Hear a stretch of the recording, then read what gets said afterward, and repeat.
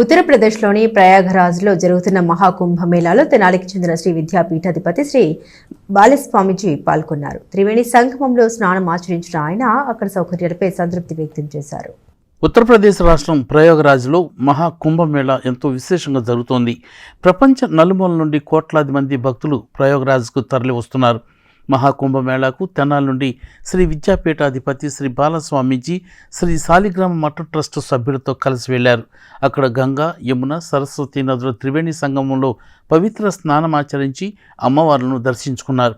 ఈ సందర్భంగా బాలస్వామీజీ మాట్లాడుతూ మహాకుంభమేళాకు నేటికి 6 రోజుల్లో 14 కోట్ల మంది భక్తులు హాజరయ్యారని అన్నారు. లక్షలాది మంది నాగసాధువులు, అఘోరాలు, దిగంబర సాధువులు, ఆధ్యాత్మిక గురువులు కుంభమేళాకు వస్తున్నారని చెప్పారు. యోగి ఆదిత్యనాథ్ ప్రభుత్వం ఎంతో చక్కగా ఏర్పాట్లు చేసిందని ఆయన తెలియజేశారు. శ్రీమాత్రే నమః, శ్రీ గురుభ్యో నమః. శ్రీ ప్రయాగ మహాక్షేత్రంలో కుంభమేళా కార్యక్రమం జరుగుతుంది. ఈ మహాకుంభమేళా కార్యక్రమం ప్రారంభమై నేటికి 6వ రోజు. ఇప్పటి వరకు సుమారు 12 కోట్ల మంది పైగా భక్తాదులందరూ వచ్చి స్నానం ఆచరించడం జరిగింది.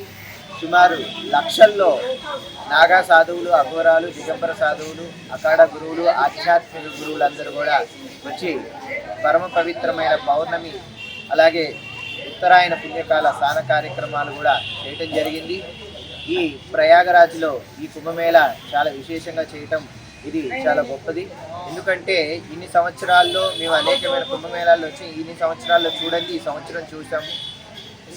యోగి ఆదిత్యనాథ్ గారి ప్రభుత్వంలో ఈ కుంభమేళా రావటం చాలా గొప్ప విషయం. అలాగే కేంద్ర ప్రభుత్వం కూడా శ్రద్ధగా ఈ కుంభమేళా కార్యక్రమాన్ని తీసుకొని శ్రద్ధ వహించి కొన్ని వేల ఎకరాల్లో ఈ కార్యక్రమాన్ని చేపిస్తున్నారు.